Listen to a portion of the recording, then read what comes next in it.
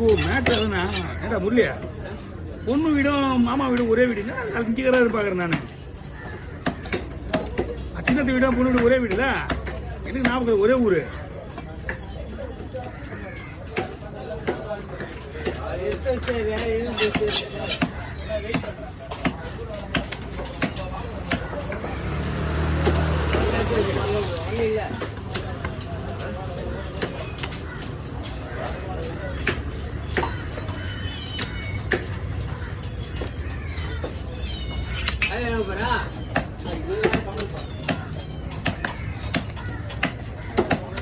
boil வாங்கி வச்சுது